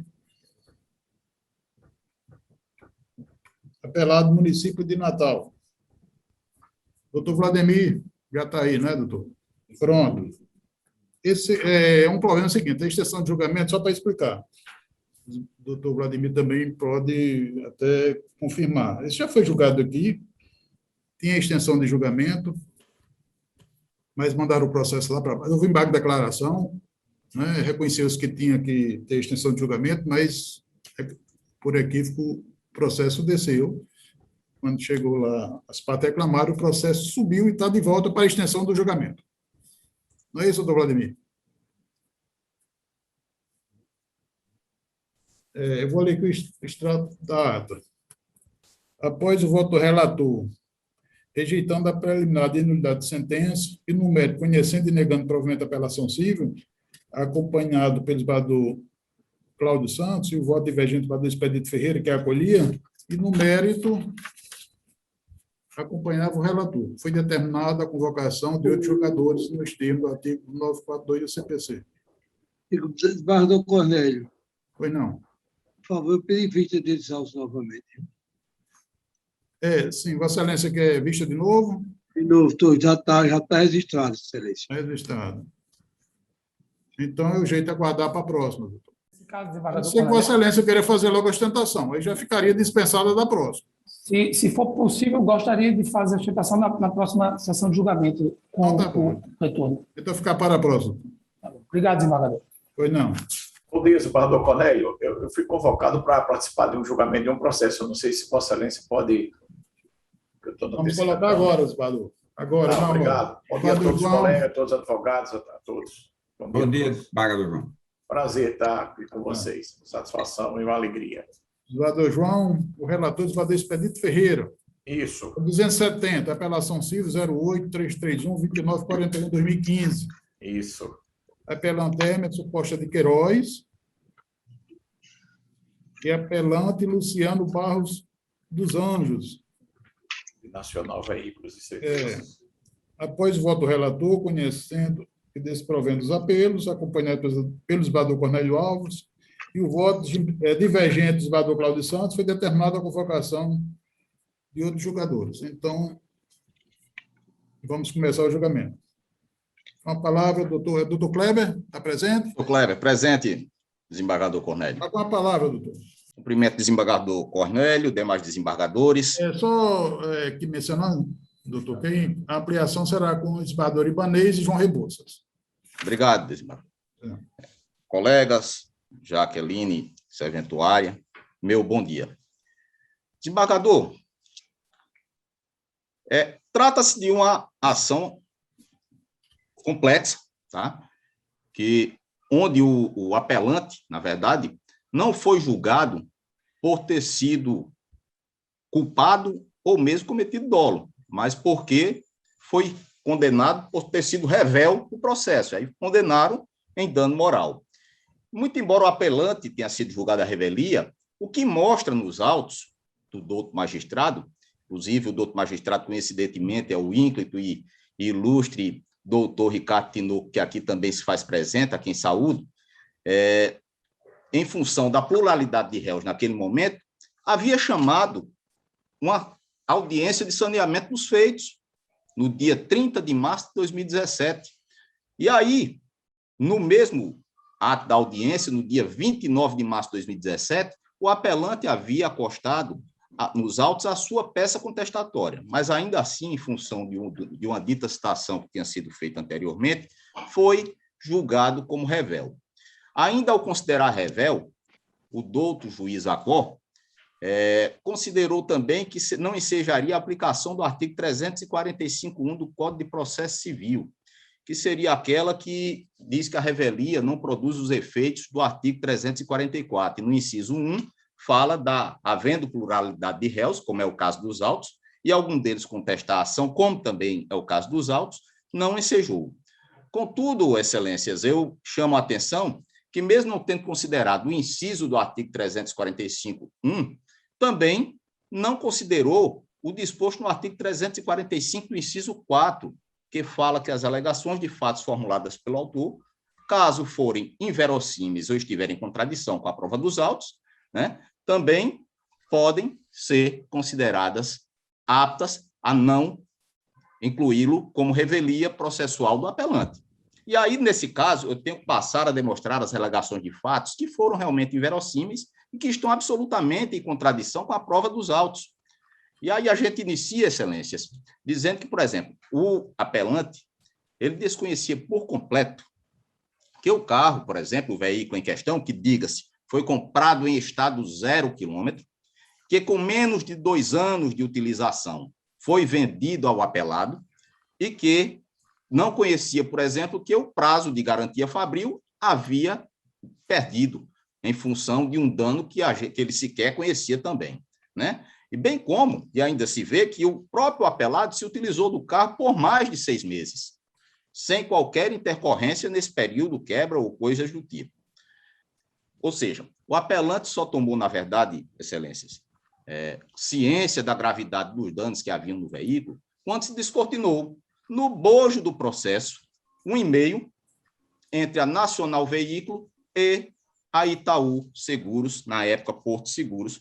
Peço, venha aqui até para ler um trecho desse e-mail que fala assim: sugerimos que o sinistro seja reavaliado, pois existem vários componentes eletroeletrônicos que podem apresentar defeitos posteriormente. Ou seja, a Nacional Veículo informava, naquele instante, a seguradora que o sinistro deveria ser reavaliado e, logicamente, dado perda total do veículo. O que ocorre? Em função, talvez, de preservar-se financeiramente, não quis a seguradora pagar o prêmio total do seguro devido ao apelante e ensejou que nós estamos aqui hoje debatendo o assunto. Ainda sobre esse tema, o próprio perito nomeado pelo juízo para dissolver ou resolver as questões técnicas ou trazer aos autos as questões técnicas, em suas conclusões, lá no item B, ele diz o seguinte: houve claramente falha técnica ao se proceder com a substituição e ou reparo parcial apenas de algumas peças após o sinistro da enchente. Mais à frente, ele narra mais um pouco, e mais à frente ele diz: nos autos consta que a concessionária nacional ainda chegou a enviar e-mail à seguradora, alertando a necessidade de reavaliar o dano e talvez adotar a perda total. Fala ainda o perito que a seguradora ignorou equivocadamente esse alerta vindo da concessionária. E diz ainda, complementa dizendo: normalmente, na minha experiência, quando diante de um calço hidráulico, cerca de 80% das seguradoras costumam dar perda total. Pois bem, nesse aspecto, é evidente que o apelante também foi lesado pela concessionária e pela seguradora, que em nenhum momento dos autos chegou e comunicou que o carro havia perdido sua garantia fabril. Ou seja, a boa-fé que o autor dizia que o autor, ou no caso aqui o apelado, dizia que o autor não teve ou que não cumpriu com o dever de informação, cai por terra porque não tem nos autos nada que demonstre que o autor conhecia que o dever de informar, no caso da perda de garantia fabril, lhe era conhecido. O autor contratou um seguro caro, pagou, resolveu todos os problemas, como as revisões mensais, as revisões periódicas, os reparos, todos foram feitos na concessionária autorizada pela montadora do carro. Então, esse dever realmente de informar cai por terra quando vem aos autos um e-mail e o próprio perito avalizando que deveria ter sido dado a perda total do veículo. O apelante também ainda, excelências, é parte legítima à medida que nos próprios autos, está lá bem delineado, o próprio apelado narra que a data de compra e entrega do veículo e data de entrada na oficina demonstram que não houve, por exemplo, a configuração do vício redibitório na relação de compra e venda. Ou seja, a data de entrega do veículo se deu lá em 6 de outubro de 2014 e a data de ciência do vício, quando o serviço foi assado, foi em 22 de abril de 2015, ou seja, 198 dias após a compra do veículo. Ou seja, isso nos leva lá para o vício redibitório do artigo 445, parágrafo 1º do nosso Código Civil. Lá no parágrafo 1º que fala, né, quando o vício, por sua natureza, só puder ser conhecido mais tarde, o prazo contar-se-á do momento em que dele tiver ciência até o prazo máximo de 180 dias. Isso quer dizer que não é porque tomou ciência após o prazo que ele vai ter 180 dias, senão seria ad eterno esse prazo do vício redibitório. Nos 180 dias, ele tomando ciência, sim, ele poderia ter externado, mas não é o caso dos autos, excelências. E aí, para a gente finalizar, Resta nítido que a condenação ainda, por dano moral, além de injusta, em função da ilegitimidade patente passiva do apelante nesse caso, foi desproporcional em todos os sentidos. Foi condenado por dano moral por revelia em R$ 7.000, mais custas, mais honorários, estando à época da sentença desempregado, enquanto a Nacional Veículos e a Via Costeira foram solidariamente também condenadas no mesmo valor. E as solidárias têm capital social declarado de R$ 7.328.000. Então, houve absoluta desproporcionalidade e desarrazoabilidade na douta sentença. Esse é o nosso entendimento, em que pese o nosso carinho pelo ínclito doutor Ricardo Tinoco, que aqui se faz presente, ao que pedimos provimento ao apelo, excelências. Senhor presidente. Eu acho que tem outro advogado para fazer a sustentação, não é isso? Tem, Jaqueline? Não. Tem, não? Tá bom. Senhor presidente. Está com a palavra. Só para justificar o meu voto, o fato é que um carro já com algum tempo de uso, 2 anos e tanto, com certeza na propriedade do interessado, eu até recebi a parte com advogado, com tudo, mas calço hidráulico não é vício redimitório. O que eu estou querendo aí é responsabilizar a seguradora, porque a empresa recebeu o carro para fazer uma revisão, fez as revisões, mas não tinha mais garantia, a garantia é da fábrica. A seguradora é que não paga o carro, não indeniza, acho que deve indenizar. Mas a Nacional, o que é que a Nacional, a empresa que fez a revisão, tem a ver com calço hidráulico que aconteceu no carro? Pela ordem, excelência. Não há discussão, senhor. Desculpe, Vossa Excelência. Desculpe, não há discussão, não pode haver discussão. Depois o presidente pode reabrir a defesa para Vossa Excelência explicar. Estou tentando lembrar exatamente da minha divergência para justificar perante os colegas. Só até aí, Vossa Excelência vai ter que escutar e depois, eventualmente, com a ordem do presidente, discutir o que Vossa Excelência entender necessário. O que eu entendo é que eu não anexo de culpa de causalidade entre a Nacional e o dano. O dano foi provocado por um calço hidráulico, por um problema no motor, que aí, como Vossa Excelência explicou, isso normalmente dá perda total. De formas que não houve, vamos dizer assim, mau serviço da concessionária, que a concessionária sequer fez o serviço do carro. Pelo que eu me lembro, assim, que está anotado, até porque eu recebi as partes e explicaram muito bem. E, enfim, em síntese, essa é a minha posição, é a exclusão da concessionária pela ausência de responsabilidade. Senhor presidente, era o que eu tinha a dizer. Pois não. Vamos somar os votos. Esbadou Ivanês, como é que vota? Concordo com o voto do relator, presidente. Acompanho o voto do relator. Esbadou João Rebouças, como vota? Bem, em relação ao consumo, eu acho que quero agradecer, o relator me enviou o voto, eu acompanho. Pois não. Então, o resultado fica o seguinte, depois do voto do esbador de Ivanês, João Rebouças, fica assim: quais esbarradores que integram a segunda turma da primeira Câmara Civil, por maioria de votos, sem conhecer e negar provimentos ao apelo de todos os litigantes, mantendo a sentença nos termos do voto do relator. Vencido, esbarrador Cláudio Santos, no ponto que ele já mencionou.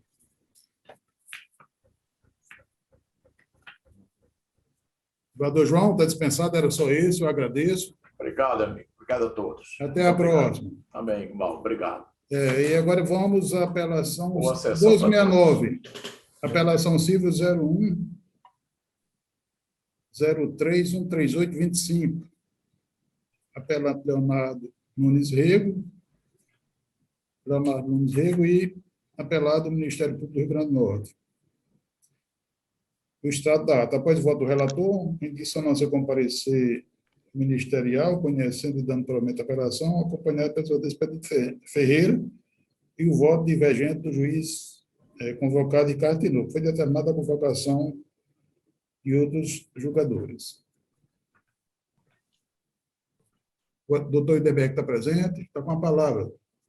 Pois não, senhor presidente. Eu cumprimento Vossa Excelência, também os eminentes desembargadores Expedito Ferreira, Cláudio Santos, Ricardo Tinoco e Ibanez Monteiro, por igual a não menos eminente Procuradora de Justiça, doutora Lourdes Azevedo, os servidores na pessoa, doutora Jaqueline, os colegas aqui presentes, para lembrar que esse processo encerra uma condenação por improbidade de Leonardo Rego, porque, na condição de prefeito do município de Pau dos Ferros, teria dispensado indevidamente uma licitação para distribuição e ocupação de uns pequenos quiosques presentes em uma praça pública que havia sido repaginada, e não se discute aqui a construção nem a reforma, mas tão somente a ocupação, e em virtude tão somente deste aspecto, de ter, em tese, dispensado indevidamente a licitação, é que ele se encontra condenado. Quais são os pontos de reflexão que são trazidos ao tribunal? Primeiro, se propõe a nulidade da sentença por cesseamento de defesa, porque, embora aberta a oportunidade às partes para manifestarem sobre a produção de prova e, assim, ter pretendido Leonardo Rego, o juízo indeferiu essa providência, mas entendeu por condená-lo com base na ausência de provas que acabaram por não serem produzidas em virtude desse indeferimento. E o que nós pretendemos é, sob essa perspectiva, a aplicação da jurisprudência que diz que não é possível indeferir a produção de provas e, com base na ausência delas, condenar quem quer que seja. Quanto ao mérito, o que foi que efetivamente aconteceu? O município inicialmente deflagrou um pregão presencial, que resultou deserto. E aí, num segundo momento, de fato, foi feita a opção pelo município, não por Leonardo, pela dispensa de licitação. O que é que a lei traz como regência, ou pelo menos trazia naquela circunstância de tempo e lugar? Dizia que, havendo a deserção do pregão presencial, deveria ser renovada essa providência. E o município caminhou, sob essa perspectiva, em sentido diferente. Então, sob essa perspectiva, de fato, não foi cumprida uma formalidade que a lei trazia. O que dizemos nós é que esse aspecto, ainda que caracterizado ou admitido, ele não pode, por si, encerrar uma condenação em improbidade administrativa, porque, quando muito, se estaria ali no descumprimento de uma mera formalidade, ou diante de uma irregularidade que não se revestiria de uma irregularidade qualificada ou de um ilícito qualificado que atraísse a condenação em improbidade, que sabemos todos pretende a punição do desonesto, do desleal, do mau gestor. E esse processo não pode atrair, nem na forma indiciária, essa perspectiva com relação a Leonardo Rego.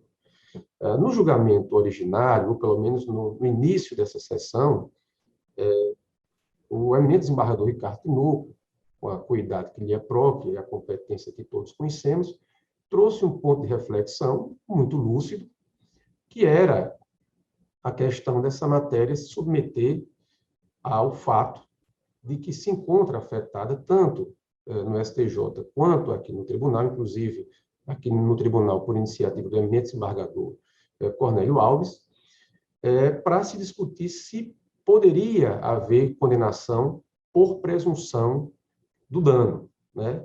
O dano in res ipsa, como nós conhecemos. E, de fato, embora esses temas estejam presentes, a ponderação do eminente desembargador Cláudio Santos é de que, salvo engano de minha parte, o processo traz outros elementos que permitiriam o julgamento sem que houvesse uma violação a essa regra. Mas nós temos hoje um aspecto que, pelo menos é a nossa forma de interpretar, traz uma convergência nesses dois pontos de reflexão. É que essa matéria se encontra regida pela alteração feita na norma. A conduta que se atribui a Leonardo Rego é a do artigo 10, inciso 8º, que foi modificada a redação para incluir textualmente a efetiva perda patrimonial. Portanto, se em algum momento fez sentido o judiciário condenar por presunção, agora não mais, porque há uma norma vigente que não é que ela impeça, ela traz requisito diametralmente oposto.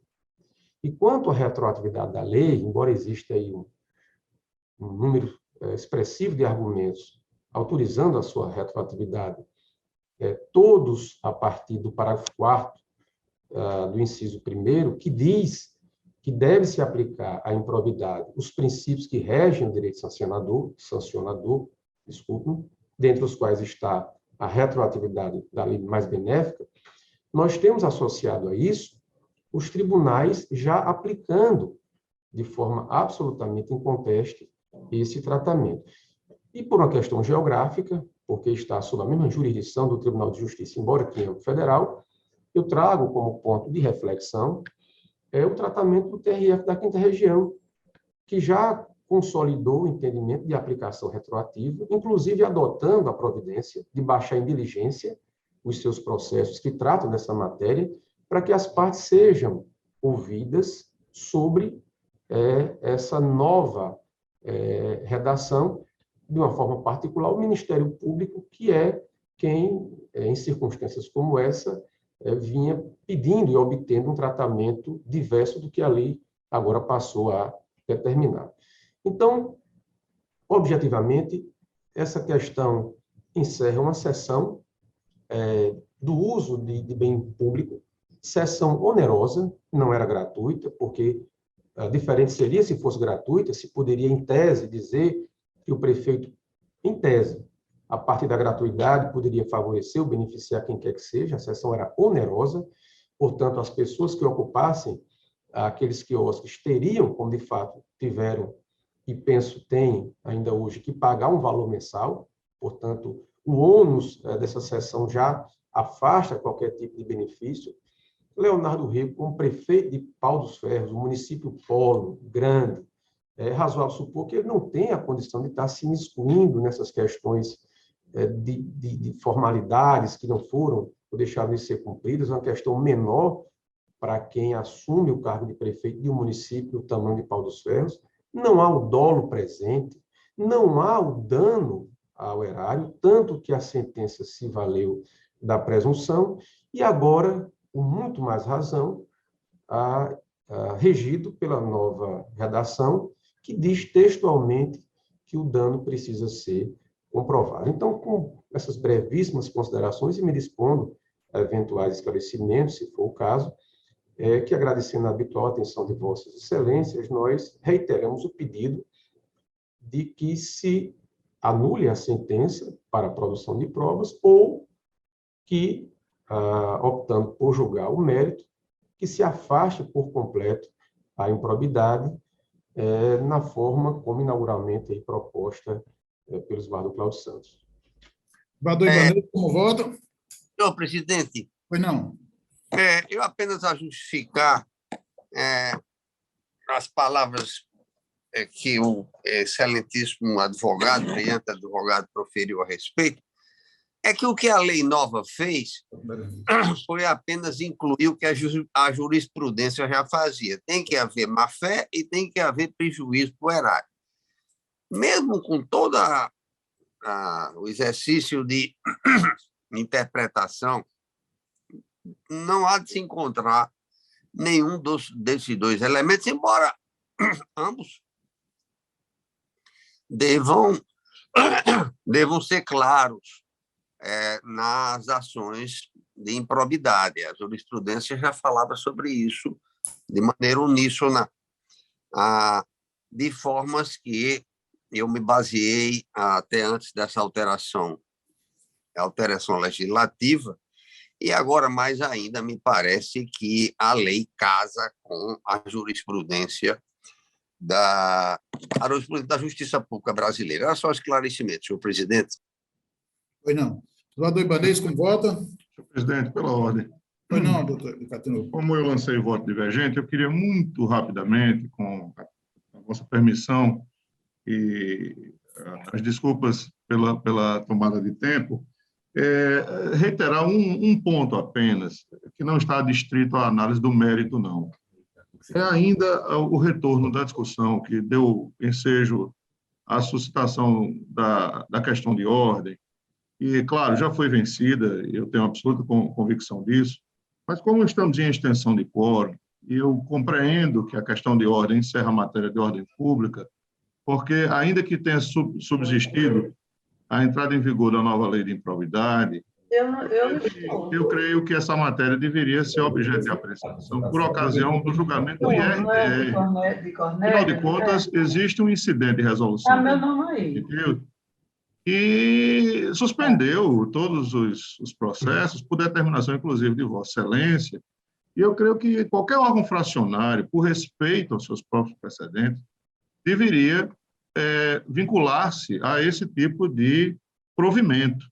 Então, eu não estou, obviamente, ingressando na discussão meritória, até porque já o fiz por ocasião do voto original de divergência. Eu estou simplesmente dizendo que era interessante se manter a fidelidade àquilo que regimentalmente significa o incidente de resolução de demandas repetidas. E, claro, se chegasse à conclusão de que deve se aplicar retroativamente a nova lei de improbidade administrativa, em razão de se entender que se está a tratar do direito sancionador, que isso seja albergado no julgamento do IRDR para depois se aplicar aos processos individuais. Apenas isso. Porque eu não creio que seja salutar que um tribunal deixe de observar aquilo que colegiadamente já determinou por ocasião de um julgamento de peso como esse que se dá ao ensejo dos IRDRs. Então, o que eu suscito aqui, com a compreensão de Vossa Excelência, é que a questão de ordem pudesse ser colocada a exame da extensão de quórum apenas com base nesse único fundamento. Apenas isso, senhor presidente, era só, e obrigado pela atenção. Não, doutor Ricardo. Senador Ibanez, como vota? De acordo com o relator, senhor presidente. Pronto. Então, é o seguinte, de acordo com o desembargador que integra a primeira Câmara Civil, dos termos do artigo 942 do CPC, por maioria de votos, em dissonância com o parecer ministerial, conhecer e dar provimento à apelação. Nos termos do voto relator, parte integrante deste. Vencido, o doutor Ricardo Tinoco, que desproviu o apelo. Agora, vamos ao voto 268. Doutora Berenice, está presente? Sim. Bom dia para todos. Doutora Berenice estava ainda na cadeira, esbadou expedido, não é isso, doutora? Então, temos a apelação civil 268. 268, que eu digo, é o número da pauta, né? A apelação civil tem o número 08-17-586-22-2020. Apelante Marlúcio de Figueiredo Ferreira. E apelado diretor do Departamento de Tributos Imobiliários, da Secretaria Municipal de Tributação de Natal. Extrato da ata, após o voto da relatora, conhecido negando provimento ao apelo, acompanhado do desembargador Cornélio Alves, e o voto divergente do juiz Ricardo Tinoco, foi determinada a convocação de outros julgadores. Os outros julgadores, para ampliação, seria o desembargador Cláudio Santos e o desembargador Ibanez Monteiro. O advogado está presente? A advogada? Doutora Ana Karenina, está presente. Sim, excelência. Está com a palavra, doutora. Obrigada. Primeiramente, saúdo a todos, né, os integrantes da primeira Câmara Civil e os convocados. Saúdo também os demais colegas advogados, servidores e representantes do Ministério Público, doutora Lourdes Azevedo. O caso diz respeito a um aumento de IPTU que foi implementado com base em um permissivo legal. E permissivo esse que foi introduzido por uma lei municipal que foi aplicada, no caso concreto, em 2019. A realização de uma suposta avaliação individual permitida por lei ressoa um aumento de IPTU de 65% aproximadamente, ao passo em que, no mesmo ano, os demais imóveis do município de Natal tiveram um aumento de apenas 3%, que correspondia ao reajuste da inflação. O município defendeu, logicamente, a legalidade e a apelante, que é a Impetran, no mandato de segurança, vem defender, com base em precedentes do Supremo Tribunal Federal, que esse tipo de expediente, que a lei hoje em dia permite, é inconstitucional, à luz de inúmeros princípios previstos na nossa Carta Magna. Princípios da estrita legalidade, isonomia, moralidade, publicidade, dentre outros. Basicamente, até então, até a edição dessa lei, havia a previsão de uma planta genérica de valores que tinha a possibilidade do próprio executivo realizar procedimentos de fiscalização e enquadrar o imóvel em uma daqueles parâmetros previstos na tabela. São inúmeros os parâmetros. Tem os parâmetros de bairro, parâmetros de localização, parâmetros de tipo de construção e qualidade de construção. E, com base nisso, né, se fixava o valor venal. A partir dessa lei, se permitiu que, a par dessa planta genérica, que sempre foi o critério utilizado, inclusive nacionalmente, todo o Brasil, os municípios utilizam a planta genérica justamente em virtude da necessidade de dar uma uniformidade de tratamento a todos os contribuintes situados no município, que no município de Natal são simplesmente 350 mil contribuintes. Pois bem, a partir dessa lei, se deu uma carta branca para o executivo fugir dessa planta genérica, né? Não está aqui se falando de alteração do imóvel. Obviamente, se o imóvel for alterado, o município poderia, em virtude de uma melhoria do imóvel, mudança de padrão de construção, aumentar o valor. Mas não foi isso que aconteceu. O que se deu foi uma carta branca para desconsiderar esses valores previstos na planta genérica e fazer aumentos de IPTU ao bel prazer do gestor. Nos autos está comprovado, inclusive, que sequer houve a edição de um decreto regulamentando quem seriam esses contribuintes a pagar o IPTU de uma forma diferenciada mediante essa avaliação individual. Foi feito um projeto de apuração de valor venal pela Secretaria Municipal de Tributação, sem a existência de decreto, e pior, sem a existência de qualquer parâmetro em lei para que fosse feita a eleição de tal ou qual contribuinte para enquadrar nessa espécie de avaliação individual. Isso fere, excelências, não só o princípio da estrita legalidade, mas também da isonomia. Pensemos bem, hoje em dia, no município de Natal, qual é o parâmetro para fazer o lançamento de um imóvel X? Se nós perguntarmos, não temos essa resposta a partir da lei.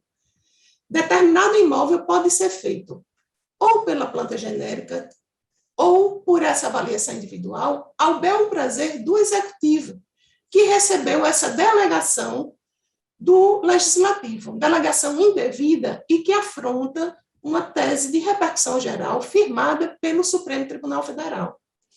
O Supremo Tribunal Federal, em 2014, julgou esse tema 211 da repercussão geral, que disse que é vedado ao executivo, através de ato administrativo, aumentar o valor do IPTU, além da inflação.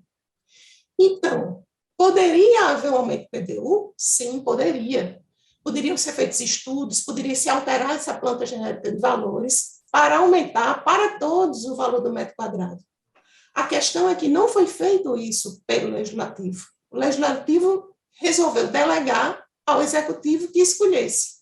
Faço para quem quer de um jeito e para outros de outro jeito completamente diferente. O Supremo veda esse tipo de expediente e, inclusive, após a tese de repercussão geral 211, há 3 precedentes que justamente enquadram esse expediente de realização de avaliação individual no tema 211. Esses precedentes foram juntados aos autos e, inclusive, gostaria de destacar uma ADI julgada pelo Tribunal de Justiça do Distrito Federal, que foi julgada procedente no sentido da inconstitucionalidade de lei similar, e, ao ser levado ao Supremo Tribunal o caso, o ministro Celso de Mello justamente disse que essa delegação, por lei, dessa prerrogativa de alterar e aumentar o IPTU através de ato do Poder Executivo, ela exatamente se enquadra naquele tema 211. Posteriormente, já no ano passado, houve também o julgamento de um tema de repercussão geral similar, não diz respeito ao IPTU, mas é o caso de uma taxa Siscomex, em que o Supremo Tribunal Federal julgou inconstitucional uma delegação similar, uma delegação que permitia que o ministro da Fazenda alterasse o valor da taxa mediante a alteração dos custos do serviço do sistema Siscomex, os Comex. E isso foi considerado também inconstitucional. Por quê? Porque não há na lei os parâmetros. São parâmetros vagos para alteração de valor que anteriormente estava previsto em lei.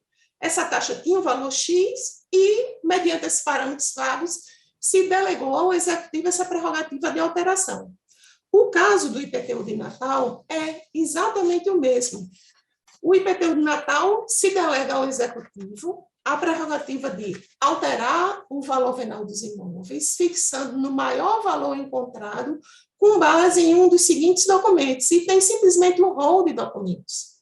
Esse rol de documentos permite que o Executivo fuja da planta de valores para além do máximo, fixando justamente um valor exorbitante comparando com os outros munícipes, que estão no valor fixado nesses parâmetros objetivos previstos em lei. E o Supremo enquadrou isso, reafirmou jurisprudência ao julgar esse tema de repercussão geral. E há, inclusive, um terceiro tema de repercussão geral, ainda não julgado, que é o tema 1084 da repercussão geral, que diz respeito a uma possibilidade de fixação de valor venal por ato administrativo. Mas isso não abarca o caso concreto. Por quê? Porque esse tema que ainda vai ser julgado, está pendente de julgamento pelo Supremo, é o seguinte: constitucionalidade da lei que delega à esfera administrativa, para efeito de cobrança do IPTU, a avaliação individualizada de imóvel não previsto na planta genérica de valores à época do lançamento do imposto. Vejamos bem, esse caso que será julgado ainda pelo Supremo é o caso em que há uma expansão imobiliária, o imóvel não tem previsão na planta genérica, e se não houver nenhum ato administrativo, ele ficará sem pagar IPTU. Isso é um caso. O caso da apelante não é esse. O imóvel estava, sim, previsto na planta genérica de valores, existiam os parâmetros objetivos, e vem uma lei e dá uma carta branca para se fugir desses valores de metro quadrado, de forma completamente subjetiva. Esse é o caso concreto, e esse caso concreto, pelos 3 precedentes do Supremo, se enquadram justamente no tema de repercussão geral, que já foi julgado anteriormente, em 2014. Fora isso, também há uma sensível violação ao princípio da isonomia. O Código Tributário Nacional determina que o lançamento tributário ele é plenamente vinculado. Há justamente a previsão no artigo 3º e no parágrafo único do artigo 142 do CTN. Por que ele é plenamente vinculado? Exatamente para evitar manipulação por parte do Poder Executivo de lançamento ao bel prazer para atingir qual ou tal pessoa, de acordo com as conveniências do gestor da vez. Esses artigos do CTN também estão sendo vinculados, são artigos que asseguram a observância da isonomia. Hoje em dia, você pode ter, do jeito que a lei está, 2 imóveis exatamente idênticos, que o município opte por dar um aumento de 60% para um e manter meramente a inflação para o outro. É isso que está acontecendo no município de Natal e é muito grave. Então, excelências, eu venho defender que seja provido o recurso e concedida a segurança, no sentido de que o lançamento tributário do IPTU seja efetuado com base na planta genérica de valores. Agradeço a atenção. Pronto, faltando aí. Vereador Cláudio Santos, com voto. Senhor presidente, eu estou aí dando provimento porque se trata, em qualquer matéria de direito tributário, trata da questão sob o ponto de vista da estrita legalidade, ou seja, não há como se validar uma delegação para ato administrativo. Isso o Supremo decidiu e continua decidindo não apenas na temática 201, mas em inúmeras decisões a questão já está pacificada no Supremo. Você não pode delegar, ou seja, dar ao prefeito o direito de fazer. as coisas simplesmente que a lei lhe autorizou. A delegação de competência em direito tributário, ela é praticamente inexistente. Então, meu posicionamento é exatamente no sentido de que há inconstitucionalidade nessa delegação. Além do mais, como bem ressaltou a excelentíssima advogada, procuradora do Estado, doutora Ana Karenina, competentíssima procuradora, é que a vinculação do ato administrativo de lançamento deve ser a lei e não ao ato do executivo. O executivo não pode, por mais influência e querência que ele tenha com a Câmara Municipal, e a Câmara Municipal autoriza o prefeito a fazer o que a Câmara exclusivamente, privativamente deveria fazer, que é uma lei que determine exatamente a vinculação do auditor que lança o ato administrativo de cobrança do IPTU, e por isso eu estou votando no sentido do provimento, conforme fazendo minhas as razões de decidir as alegadas pela parte no recurso e agora oralmente. Era só, senhor presidente. Então, Vossa Excelência comprou voto divergente, não é isso? Doutor Ibanez, Eduardo Ibanez, como é que vota? Concordo com o voto do relator, presidente. Com o voto do relator? Então, após o voto, eu vou ler aqui. Acordo desembargador que integra a segunda turma da primeira Câmara Civil, por maioria, né, em conhecer e negar provimento ao apelo. Vencidos desembargadores Cláudio Santos e Ricardo Tinoco, que votavam pelo provimento do apelo. O resultado. Senhor presidente, tem muito processo ainda, porque desembargador, teria o 271, 272, 273 e 274, apenas quatro processos. Mas aconteceu que o desembargador, depois do voto aí, depois do último processo votado, antes da doutora Berenice, ele saiu da sessão e não vai votar, infelizmente. Quem é? O desembargador Expedito saiu. Ele saiu, disse que não tem condição, eu lamento, né? Ficaram esses 4 processos de extensão de julgamento, né? Que, com essa demora, eu não sei nem quando é que serão julgados. Eu acho que agora só no próximo ano, porque eu vou entrar de férias e eu tenho só a lamentar não ter vencido a pauta. Vão ficar faltando esses 4 processos, porque não dá para julgar sem ele, apesar dele já ter votado. Pode mudar o voto, mas tem a sustentação oral, né?